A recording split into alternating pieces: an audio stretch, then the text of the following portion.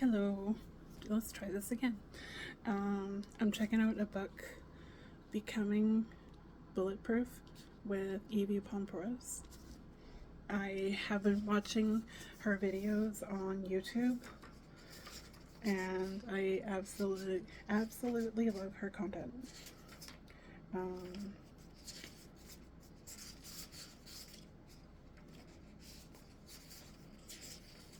The inscribing is, "For my father, Ionis Pompouras, July 11th, 1945 to September 1st, 2019, for teaching me to embrace the fight rather than fear it." Prologue. Nothing is, everything is becoming Heraclitus. September 11th, 2011. It sounded like a garbage truck had dropped out of the sky. The rattling of 1,000 pieces of metal and glass and concrete reverberated around us, piercing a hole into the quiet September morning. But neither I nor my colleagues in the United States Secret Service USS New York Field Office had any idea of what was about to happen. The Secret Service occupied the 9th and 10th floors of the 47-story building that was World Trade Center 7. I had gone into work early that day to meet with our United States Customs Service liaison, Lenny, who I hoped would be able to help me apprehend a Frenchman I was pursuing for a fraud investigation. When the first plane hit the tower, the truth be told, I was focused on getting Lenny to agree to put my suspect on a watch list. I didn't even glance up to the sound. "Hey Lenny, focus," I said, when his head started to turn toward the distant boom. "This is important." Then, then there were gasps. Everyone around us, all the others who had come into the office early that day, slowly stood up or jumped to their feet. When we noticed everyone moving toward the windows, our conversation automatically paused. We got up and followed them. As we gazed out at the World Trade Center Twin Towers, the fire was incomprehensibly massive. Its flames poured upward from the gaping hole, engulfing the top of the building entirely. Unable to reconcile the sound we had heard with the destruction confronting us, my mind immediately sought out a mundane explanation. Maybe it's an electrical fire, I thought. A voice came over the building's PA system, calm and authoritative. "We are evacuating the building. Please head toward the nearest exit or stairwell." Sorry. No reason was given, no mention of the fire in the adjacent tower or the noise we had heard. As one, we all headed for the stairwell. An eerie sort of silence hovered over everyone on the walk down. There were no voices, no anxious questions asked, just the sound of hundreds of footsteps descending through the building and emerging into the crowded lobby on the ground floor. One by one, we paused in front of the lobby's floor to ceiling windows. The scene that unfolded before us was like a disaster movie playing out in full color, surreal to the point of seeming fake. Car-sized chunks of burning metal rained down from above, detonating like bombs where they crushed into the ground. Toxic smoke and flames poured out of the gaping hole in the tower looming over us. The wreckage falling from the sky made escape through the main entrance of our building impossible. And so the security staff were directing everyone to the emergency exits. My gun and my badge, the only two things I made sure to take with me, were useless at that moment.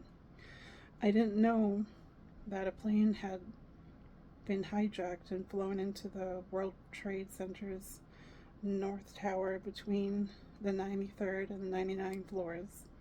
I didn't know that the second plane would soon strike the second tower, or anything else that would happen that day.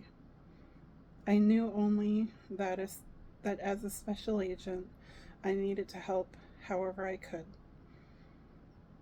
As people streamed toward the emergency exits, I immediately started looking around for my fellow agents. I found some of them deliberating in a small group by one of the stairwells and rushed over. "What are we doing?" I asked. "Let's get the fat kits," one of the agents said. Fat kits were the first aid trauma kits we kept in the field office, and which we undoubtedly be needed by anyone trying to escape the fire raging in Tower 1.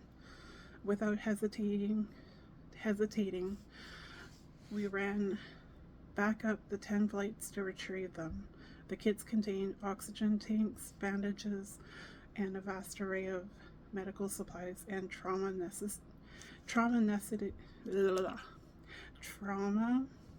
necessities for helping people in the field. Essentially, an ambulance in a big, but at about 26 pounds, the kits were heavy. Oh, be better without glasses. I picked up my kit, knowing it would be a challenge to get these supplies to the people who needed them most, and looked at others. There were 6 of us total, with more than 200 agents. We were the largest field office in the country, but I had no idea where everyone else was.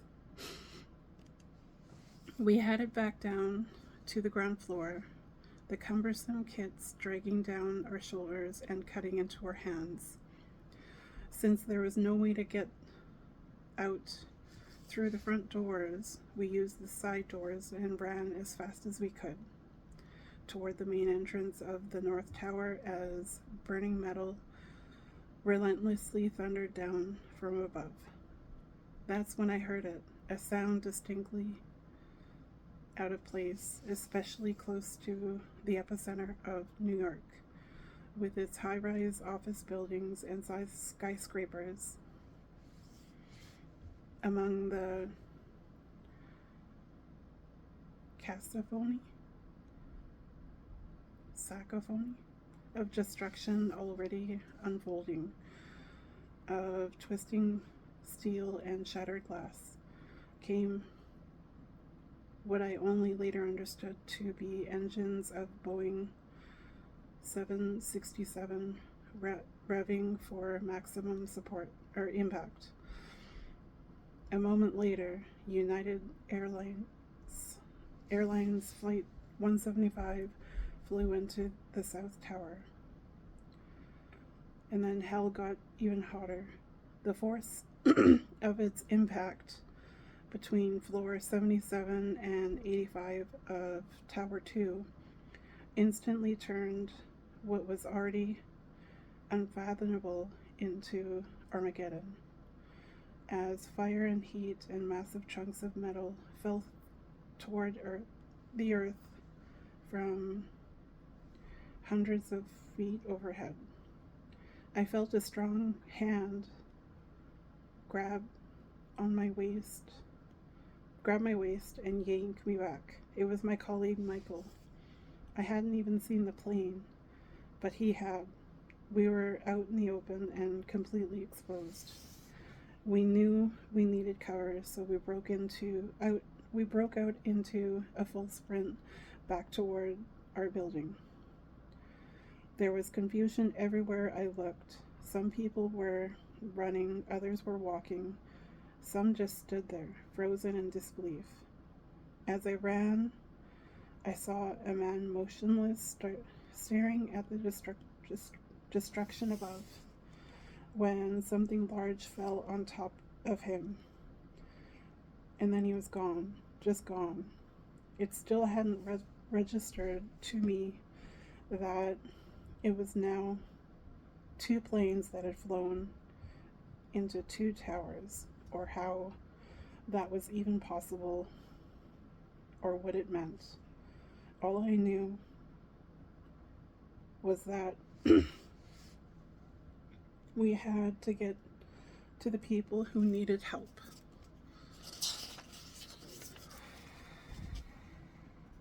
When we finally reached World Trade 7, Michael slammed me against the brick wall, forcing the breath out of my lungs as he tried to shield me with his body from the fire and fuel and glass and metal crashing to the ground.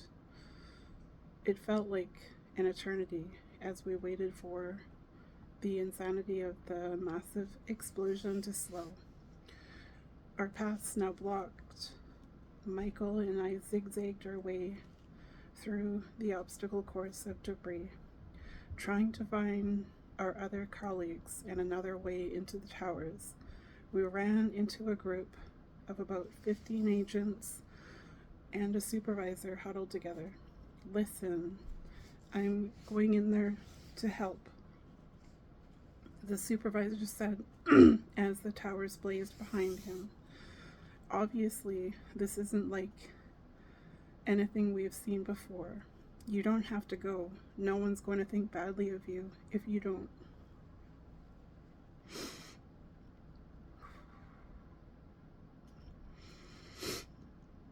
So whoever wants to come with me.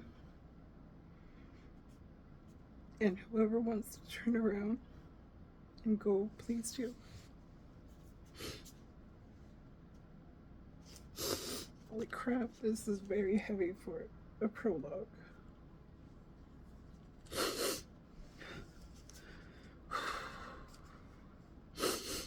We all fell into silence for a moment. I looked over toward the towers, and all the people were streaming out of them. Some shouting or crying.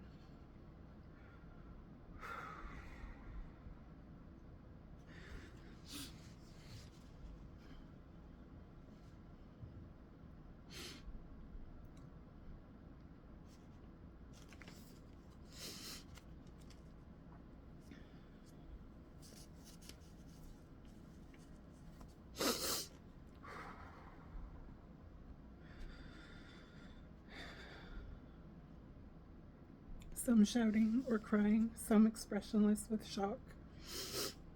And then I stepped forward, as I did several others. At the same time, someone nearby started screaming. And then I heard a sharp gasp. "Oh my God," someone said. "They're jumping."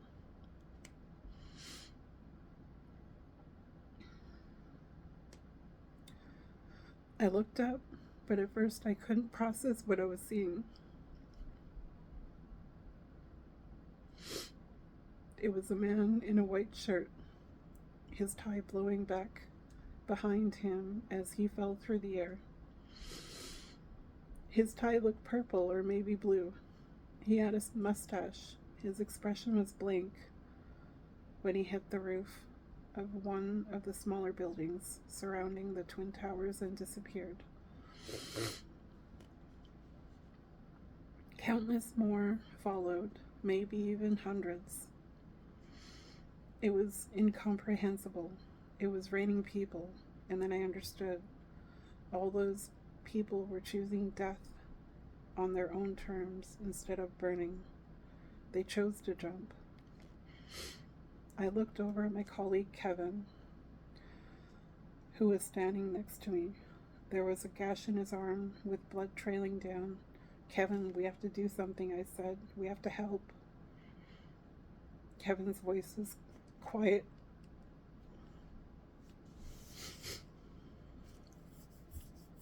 When he answered me, his eyes remained fixated on the burning towers. "What can we possibly do to stop that?" he asked. I remember feeling angry at what he said. The idea that we should just stand there while something so horrifying unfolded in front of us was enraging. But the fact is, he was right. There was nothing we could do. Nothing but witness all those people jumping to their deaths. Never in my entire life have I ever felt more helpless than I did in that moment. "Okay," our supervisor said, "let's go." I didn't look to see who chose to leave and who stayed. It didn't matter.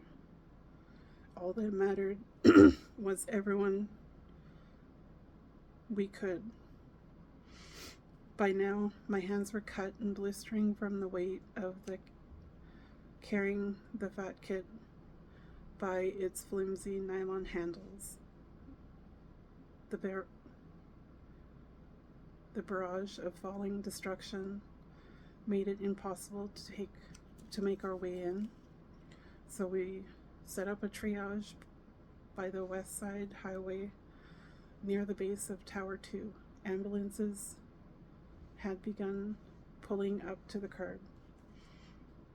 "Go to the water," we told the survivors, who could walk on their own, pointing toward the Hudson River. We guided those who needed immediate medical help to the ambulances, treating what injuries we could on our own. There were still so many people trapped in those buildings that we couldn't reach. It was awful, infuriating that we couldn't get to them, but we tried to focus on helping who we could. One woman came to us, was having trouble breathing. When I tried to use the oxygen tank to give her air, I couldn't get it to work. It had been a long while since I had used one. I knelt next to it, laser focused and cursing myself for not being able to get it to function. Excuse me. I was so fixated on connecting the tubes that I didn't notice when everything around me went quiet. It was only when I looked up that I realized everyone had disappeared. And then from high above, there was an eerie, unmistakable wail of bending steel. It happened slowly, just a metallic echo resounding through the air at first, followed by the grinding, groaning sound that precedes total destruction. Something awful was about to happen. I wasn't afraid exactly, mostly because I didn't know what I should be afraid of. I had no idea that the towers were going to fall, or was going to fall, based on that terrifying, rending sound. I guess that the roof or some other type of massive debris was about to slide off of one of the towers.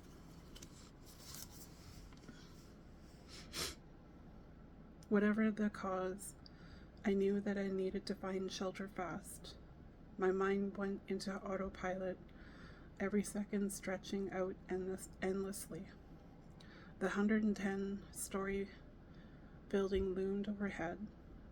There was likely no cover that could shield me from the chunks of steel that were about to come down, and the nearness and sheer magnitude of the tower meant that I couldn't outrun it.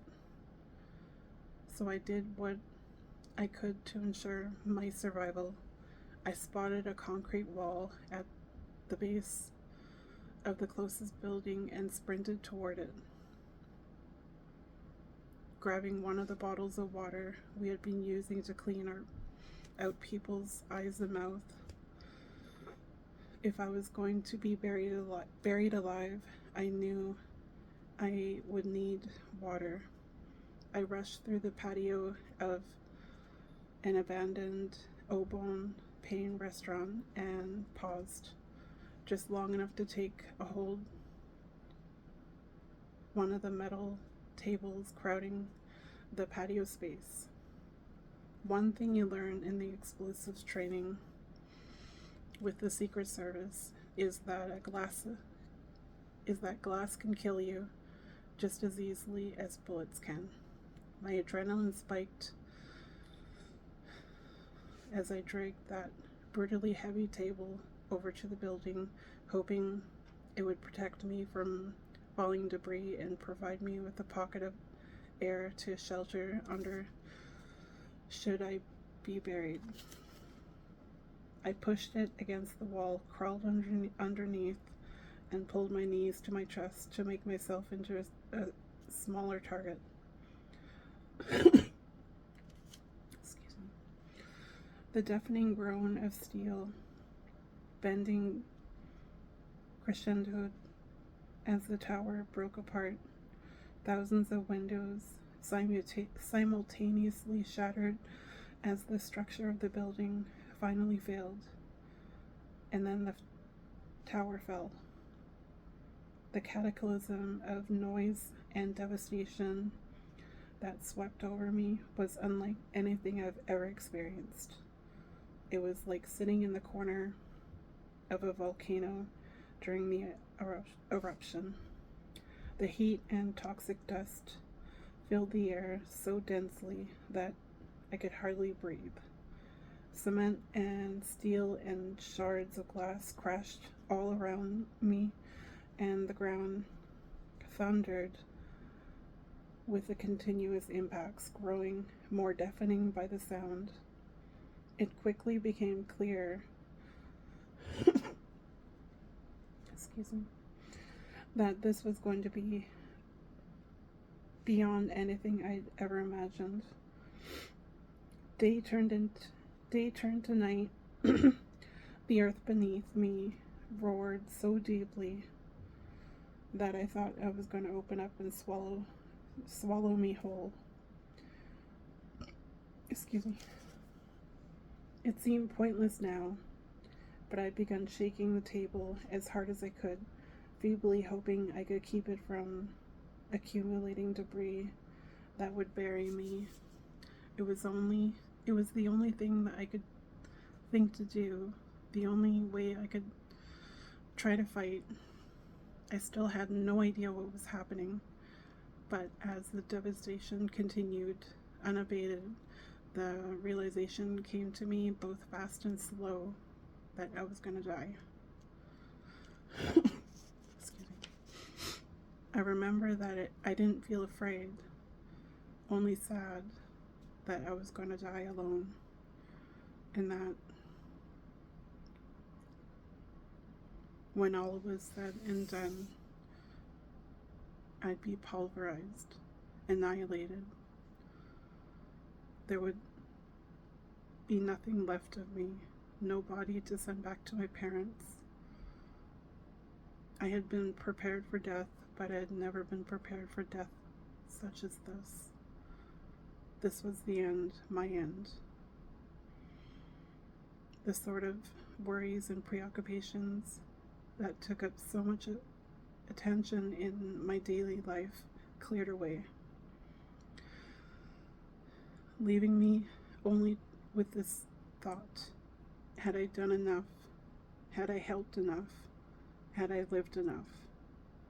I thought of my fellow agents and all the people we had been trying to save. I hoped they were safe, or if it were the end for them too, then I wished them a painless death.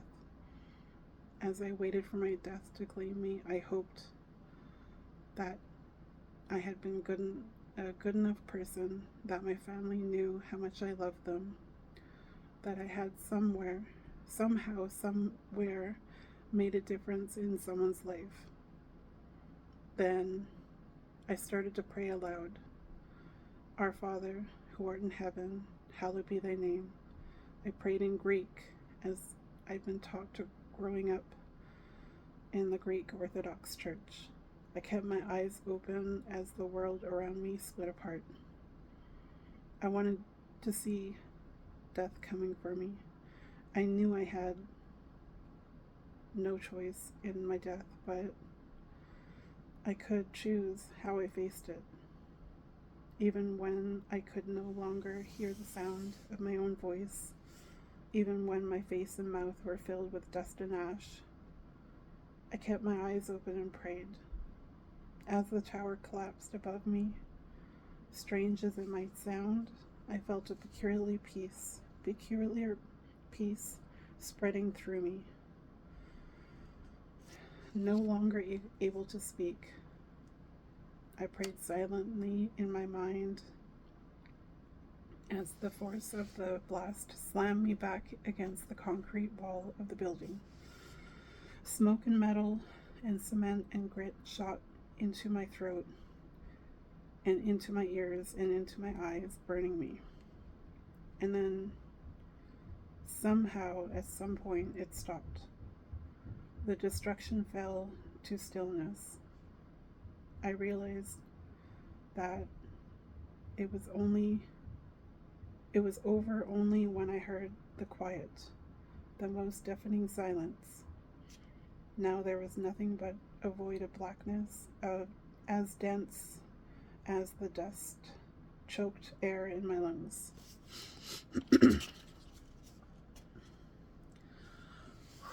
Holy moly. The only indication that I was still alive was the pain.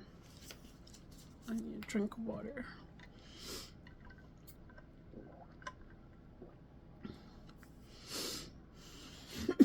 Excuse me. My mouth and throat were on fire. My eyes and nose burned. I didn't know that I was covered in a toxic mix of chemicals and building materials and God knows what else.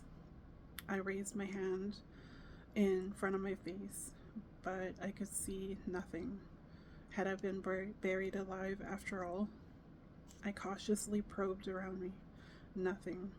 No molten metal or twisted beams of steel encasing me inside a metal tomb. With my arms stretched out, I began to crawl from underneath the table and stood only after feeling the certainty of a brick wall to my left. That terrible stillness was all I could hear. Oh my God, I thought. Everyone must be dead. Through my eyes, though my eyes were scorched with ash, I forced them to open wider and focused on what I thought was a distant shimmer of light.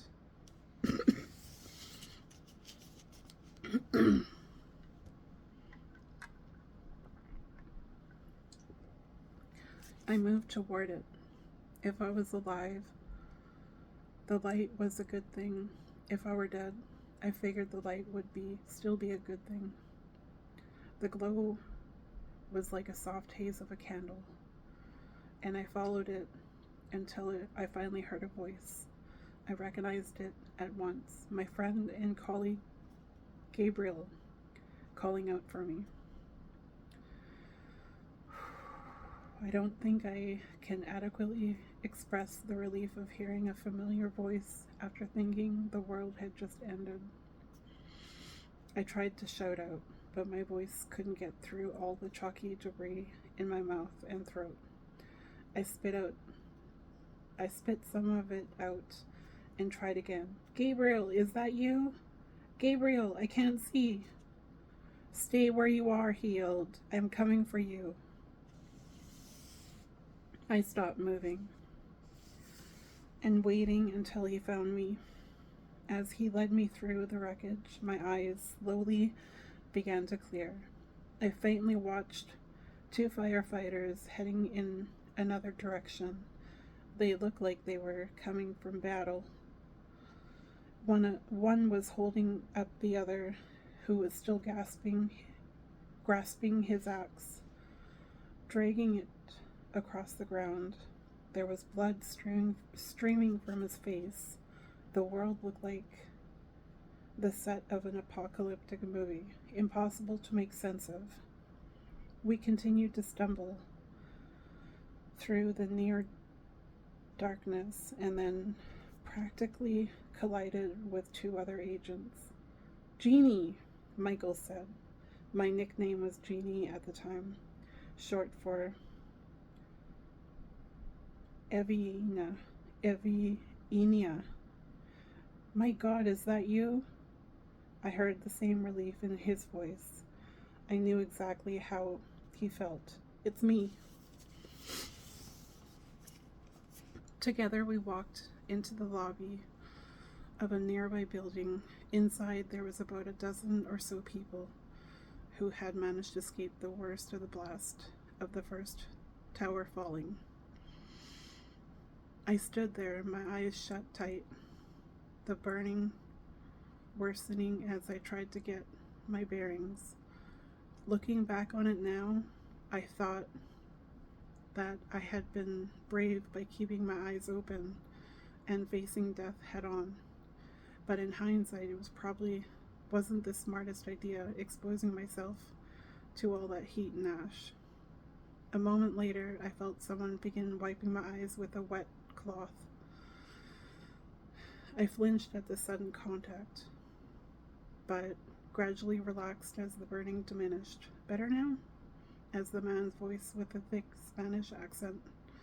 I opened my eyes and saw the building super cleaning the ash from my face. I nodded and thanked him. I looked around the lobby and my gaze fell on a little boy about 7 who was looking back at me. He was holding a bottle of peach Snapple as he and his mother walked over. For your mouth, said his mother when her son offered the bottle to me. Rinse your mouth out. I accepted the bottle, took a big swig and spat it out. I wanted more, but I didn't want to take any more of this little boy's drink in case he might need it.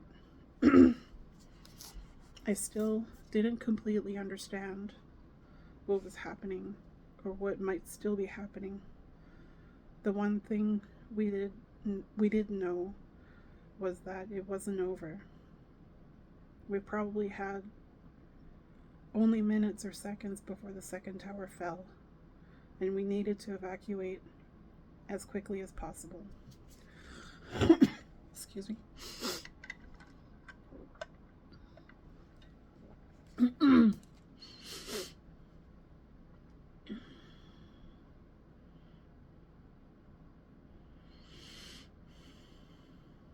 We used our badges to show everyone we were law enforcement agents and convince them forcefully but calmly that they needed to get as far away as possible right now. Everybody out and head toward the water, we told them. You all need to get out of the area. We pushed them as far from the vicinity as we could. When the North Tower started coming down seconds later, everyone began to run. Even when the cloud of dust spread out from ground zero and engulfed us, we kept moving, sprinting away from the explosion. Excuse me.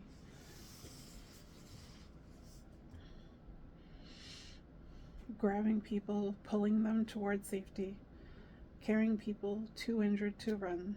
At one point, I saw a man in a truck stop in the middle of the street get out and gaze up at the mountain of debris where the towers once stood. I immediately ran to him. "Hey, you've got to get out of here," I told him. "It isn't safe." "My cousin, she works there," the man said in a thick Polish accent. Still staring up, immobilized and helpless, I knew what he was feeling. I had friends and colleagues in the towers too. "Listen," I said, "there's nothing you could do to help her right now. You've got to get yourself to safety." Excuse me. He started to weep and put his arms around me, the two of us standing there hugging in the middle of the West Side Highway as people stampeded down the sidewalks or on either side of us. Fire trucks were tearing down the roadway from the destruction, their sirens screaming, firefighters shouting through their loudspeaker that the gas line had been broken and everyone needed to run for their lives. It was a pandemonium. The other agents kept yelling my name, calling me back, but I couldn't leave the driver as he sobbed and held on to me. Finally, I helped him back into his truck and watched as he drove off before I returned to my colleagues to help the other survivors. I spent the next couple of weeks as part of a search and rescue effort. I sifted through the rubble of Tower 7 for sensitive intelligence from the Secret Service as well as the Central Intelligence Agency, CIA, whose office had been the same building as ours. I canvassed the surrounding area for human remains, which we then sent to the labs so the grieving families could identify their loved ones.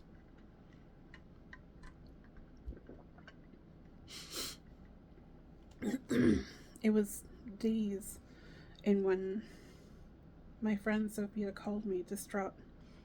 "They can't find Joanna," she said. "What do we do?" Joanna was a friend I had known for many years from the community of Greek girls I'd grown up with. She was kind, bubbly, always laughing. And she worked at Cantor Fitzgerald, which occupied the 101st through 105 floors of Tower 1. Only a few floors above where the first plane hit. With the initial smash of glass and metal we heard that morning, Joanna's life had probably ended along with so many others. Later, when Joanna's sister Effie called me, I was racked with guilt over the fact that I was alive, and Joanna probably wasn't. I told her that I needed Joanna's DNA, hair from a hairbrush, and cheek swabs from family members.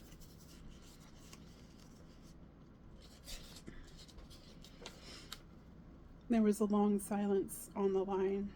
"Okay," she said. 7 months later, the search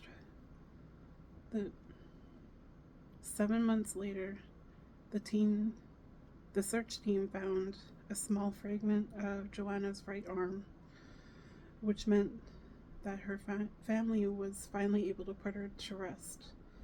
In the aftermath of 9/11, going to Joanna's memorial service was one of the hardest things I had to do.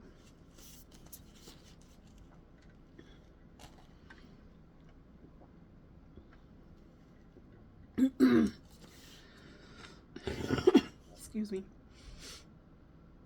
My survivor's guilt became so overwhelming that I had left the church midway through.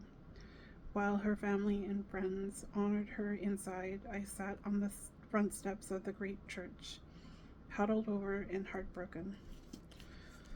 About 12 months later, my supervisor called me into his office to say that the Secret Service was awarding me and other agents who had stayed to help on September 11th the Valor Award, a medal of the highest honor within the service. He told me the day of the ceremony and that Jerry Parr, the agent who had saved Ronald Reagan's life after he had been shot and had been given the same honor, but as he spoke, a knot formed in my stomach. "I'm sorry, sir," I said. "I will be overseas visiting family.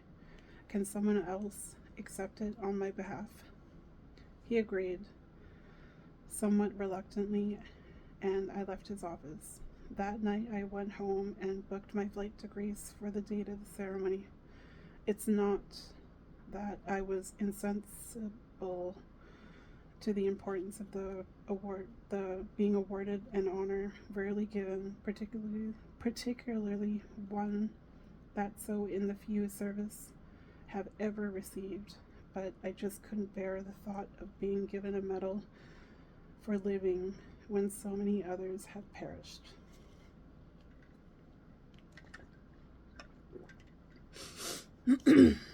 And after all, I had done only what I was supposed to do, help. The same thing that every police officer, firefighter, paramedic, and first responder had done. The same thing that civilians had done, like the building super who cleaned the ash from my eyes, the little boy who gave me his Snapple to rinse my mouth, the man in the truck who might have run into a collapsed burning building to save someone he loved. They didn't need any specialized training to look out for people who were hurt and scared, nor did they choose to help in the hope of being awarded medals or recognition. They helped because it was the only thing they could do, because without being told, they already knew that when it seemed like the world is ending, being willing to help others is the antidote to fear, and that is the first step toward becoming bulletproof. Holy crap. That's quite intense. I want to check out this book. I've been wanting to read it for a while. That was quite the epilogue. Thank you for listening.